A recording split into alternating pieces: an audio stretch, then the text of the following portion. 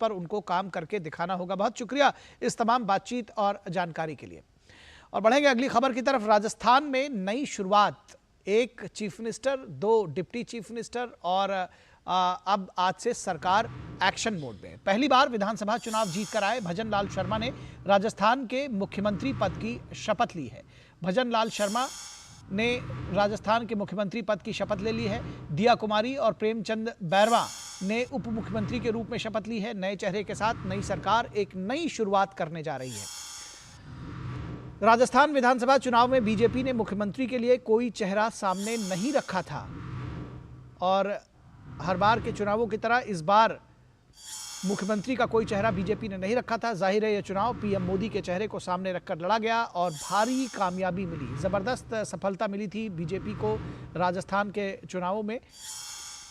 और शपथ ग्रहण समारोह में प्रधानमंत्री मोदी, बीजेपी अध्यक्ष जेपी नड्डा, गृह मंत्री अमित शाह समेत बीजेपी के अन्य मुख्यमंत्री भी शामिल हुए थे। तो इस पूरी खबर पर बातचीत करने के लिए हमारे साथ मुरारी गुप्ता, हमारे संवाददाता जयपुर से जुड़े हुए हैं। मुरारी, माफ कीजिएगा, हमारे साथ विशाल बैरिस्टो जुड़े हुए हैं। विशाल, बहुत स्वागत है आपका।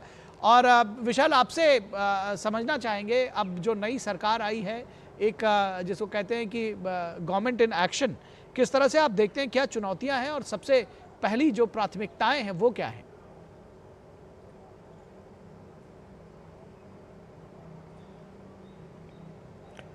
निखिल, पहले तो मैं कह दूं, आप काफ़ी देर से मथुरा के ऊपर डिस्कशन कर रहे थे तो मुरारी भी चलेगा, लेकिन बात विशाल से हो रही है आपकी। और देखिए, ये पहली बार नहीं है जब मुख्यमंत्री का चेहरा अनाउंस नहीं किया। 2013 में भी बीजेपी ने कोई चीफ मिनिस्टरियल कैंडिडेट अनाउंस नहीं किया था, लेकिन 2014 में हमने देखा कि इस तरह से मोदी जी ने पूरे देश पे छा गए और इसकी शुरुआत हो चुकी थी 2013 से।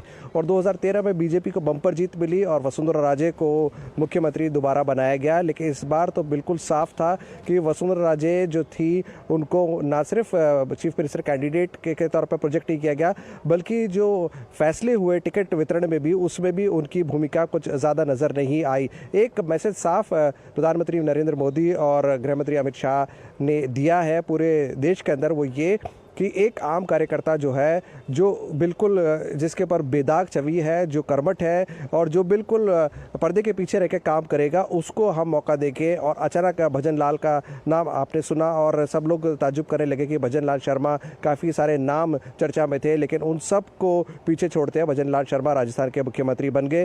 राजस्थान के मुख्यमंत्री बनने से पहले भजन लाल शर्मा संगठन में महामंत्री का पद संभाल चुके हैं, नदबई के वो रहने वाले हैं और सरपंच भी वो रह चुके हैं। तो मुख्यमंत्री के तौर पर पहला उनकी शुरुआत है और विधायक का चुनाव भी उन्होंने पहली बार लड़ा है।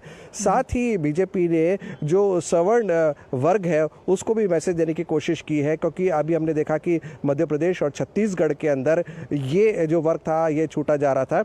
सवर्ण के साथ जो दलित वर्ग है उसमें भी हमने देखा कि डॉक्टर प्रेमचंद बैरवा को उप मुख्यमंत्री बनाया गया है। तो एक अच्छा कॉम्बिनेशन है। आप देखते हैं कि किस तरह से कैबिनेट का एक्सपेंशन होता है। आज तो तीनों ने शपथ ली है और एक नई शुरुआत की बीजेपी ने। एक नए अंदाज में पहली बार हुआ कि जब एल्बर्ट हॉल के प्रांगण के अंदर ये शपथ ग्रहण समारोह हुआ और हमने देखा कि बाहर से जो बीजेपी रूल स्टेट से उनके चीफ मिनिस्टर्स भी आए, साधु संतों के लिए भी अलग से मंच बनाया गया। तो मैसेज बिल्कुल साफ है, काम करना है, जम के करना है और जनता के लिए करना है। जी, निश्चित तौर पर तो नई चुनौतियां हैं और नई डगर भी है और निश्चित तौर पर उत्साहित भी होंगे।